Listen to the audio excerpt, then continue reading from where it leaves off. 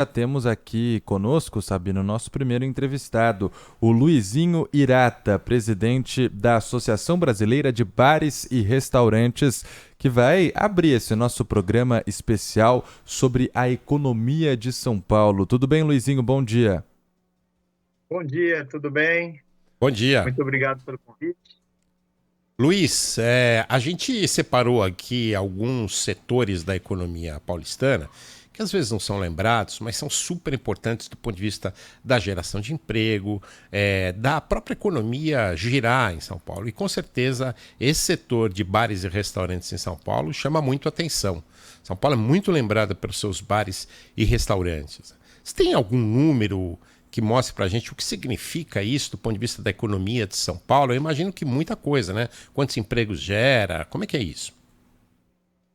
Sem dúvida, é um dos setores mais importantes aí para a nossa economia, como você destacou, né? Não só pelo fator econômico, apesar de ser um grande gerador também de recursos, né?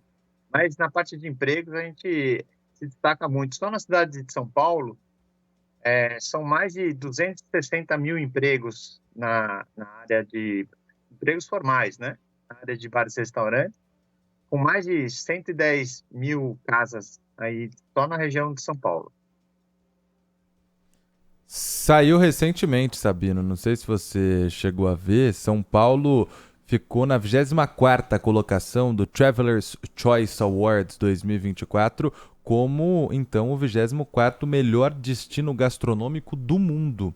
Ou seja, Acho injusto. Acho que a gente devia estar entre os 10 primeiros. há também uma grande variedade de tudo que você quiser comer por aqui. Nós temos alguns restaurantes entre os 10 melhores do mundo, né, Sim. considerados por alguns guias internacionais. E eu queria perguntar para o Luiz em relação à geração de emprego também nessa parte mais temporária, porque muito se fala sobre festas de fim de ano que nós acabamos de passar, por exemplo, onde o fluxo de pessoas é muito grande no litoral, no interior, em outros estados, mas a cidade de São Paulo há essa impressão de que fica esvaziada. Mas em alguns outros setores, como o turismo, por exemplo, essa não é a verdade. Enche e enche muito a capital paulista. Os bares e os restaurantes também precisam contratar mais em algumas épocas do ano? Com certeza, a gente tem essa expectativa sempre quando tem um feriado, porque São Paulo acaba virando um destino também turístico. A gente não imagina isso, como a cidade de São Paulo sendo um destino turístico, mas principalmente os restaurantes são muito visitados, né? Tem muita gente do interior que quando tem um feriado, ou até do litoral mesmo, ao contrário, né? Quem quer fugir um pouco daquele movimento do verão, por exemplo, vem para São Paulo para conhecer os restaurantes, conhecer também nossas atrações culturais, né? Então, São Paulo é muito visitado em épocas de feriado, por exemplo, no aniversário da cidade de São Paulo. O pessoal vai aproveitar para sair para comer, para conhecer restaurantes novos. Então, a gente tem muito, sim, essa sazonalidade, né? Ô Luiz, conta uma coisa pra gente aqui também. Essa variedade toda que a gente tem de restaurantes em São Paulo, você tem ideia do número de estabelecimentos que a gente tem na cidade?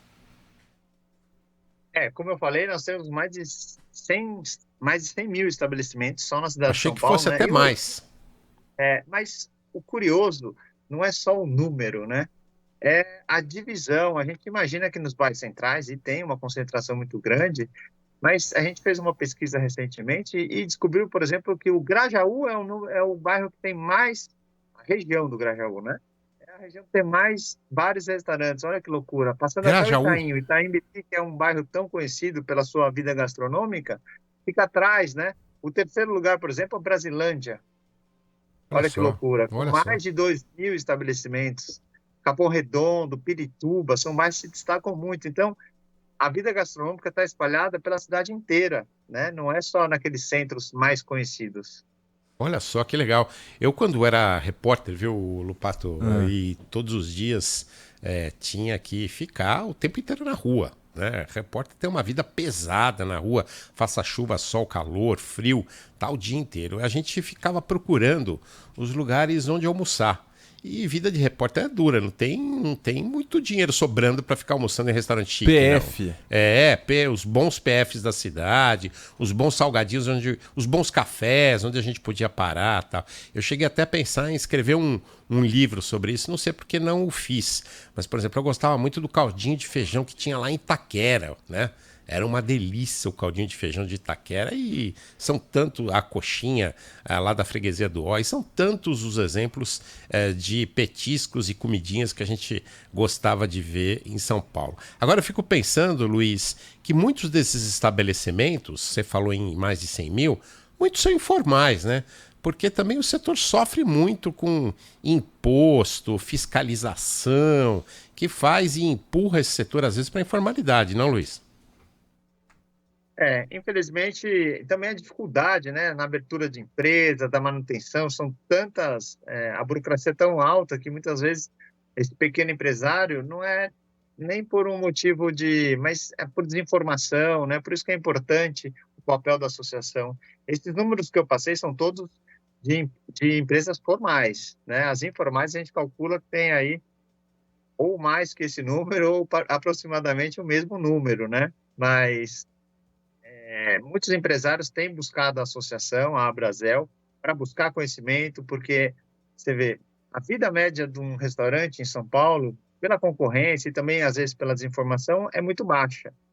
Na nossa associação, a média é 5 vezes maior do que o do mercado. Então, essa informação é muito importante para o empresário, né? Para ele conseguir manter o seu negócio em pé. Então, a gente sempre busca levar essa informação para os empresários da área. E essa pesquisa recente que o senhor comentou que foi feita pela Brasel também mostrou o tipo de estabelecimento, quantos desses mais de 100 mil são bares, quantos são restaurantes, e dentro dos restaurantes, esses booms que a gente observa, né? Por exemplo, do hambúrguer artesanal, que de uns anos pra cá, cada esquina tem uma hamburgueria agora. Paleta mexicana. Paleta mexicana que veio e já sumiu. Agora o tal do poke, né? Que também tem um monte de lugar fazendo poke. Dá pra gente ter noção também de como que tá o mercado mais nichado? A gente está afinando agora esses números, né? Mas a gente já tem as grandezas, né? Então, ainda lideram as pizzarias, né? As hamburguerias já estão encostando nas pizzarias, né? Eu que venho, minhas casas são restaurantes japoneses, tem um grande destaque, né? Nós temos, a maior colônia japonesa fora do Japão, então a culinária japonesa no Brasil, em geral, ela é muito forte, né? E a gente tem esse privilégio de morar em São Paulo, porque aqui realmente a variedade é enorme, né? Temos árabes, coreanos, armênios, são tantas, italianos, então, nem se fala, né? Então, portugueses, a gente tem uma variedade enorme, é um privilégio muito grande. E São Paulo, por conta, acho que dessa correria, dessa nossa vida, né? Tão agitada, eu acho que os restaurantes têm um papel ainda fundamental nessa vida social do paulistano, né? Porque se você vê bem, onde uma família se reúne, os amigos, quase sempre é numa mesa de bar ou restaurante, né? Às vezes até em casa a gente está aí, um está no computador, um está no celular, mas quando a gente vai para um restaurante é a hora de conversar, de perguntar da tia que não vê há muito tempo. Então, até para essa vida social do paulistano, os restaurantes estão muito envolvidos. Qual a sua comida preferida, Sabino? Nossa, japonesa tá entre elas, viu? Eu fiquei com água na boca também do Luiz falando. A gente já fica aqui com o Edu Guedes cozinhando na nossa frente na televisão. E agora ele falando, eu também adoro pizza, adoro japonês. Você sabe que minha comida predileta é aquela que a gente come. Eu como absolutamente de Eu tudo. também. Eu não sou muito frescurento, não, Sou pra bom comida. garfo. Desde a barraquinha na rua até o restaurante. Eu costumo dizer que o que mais pesa no bolso no fim do mês, Sabino, é comida. Que eu gosto de sair pra comer. E Luiz, pesa literalmente, né? Na balança também. Exato. Sabe que não é um privilégio só seu, né? Aqui, a média do Brasil já está chegando em quase 1/3 da alimentação sendo feita fora do lar. Aqui em São Paulo, esse número é ainda maior, né? Por conta do que eu falei. Quando eu falo fora do lar, também inclui os deliveries e tal, né? E você falou do japonês, vou te dar um número. Só em São Paulo a gente está mapeando, ainda afinando, mas já detectamos que são mais de 4 mil restaurantes japoneses, só na cidade. Eu não conheço quase nenhum, então achei que eu conhecia vários, mas mais de 4 mil eu não conheço nada. E eu queria perguntar, o senhor falou sobre delivery, as entregas. Na pandemia nós tivemos um estouro no número de entregas, né? Inclusive pelos dados que são divulgados pelas plataformas que comandam a maioria delas. A pandemia já é passado completamente para o setor e as entregas continuam como uma tendência?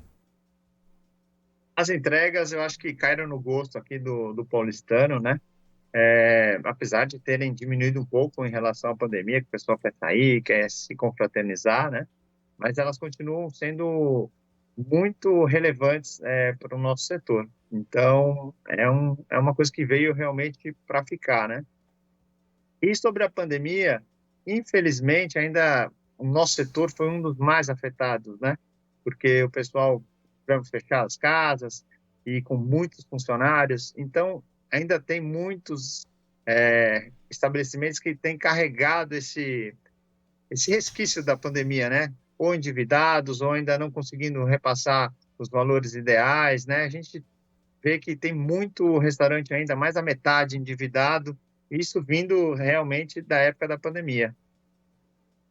10 horas e 48 minutos, a gente queria agradecer o Luiz Hirata, presidente da Associação Brasileira de Bares e Restaurantes, um dos setores mais importantes da economia em São Paulo, conversando conosco nessa série de reportagens temáticas, entrevistas temáticas que estamos fazendo no Manhã Bandeirantes, na semana de aniversário da cidade. Muito obrigado, um bom dia para o senhor, viu? Obrigado, Luiz. Muito obrigado mesmo pelo convite e estamos à disposição.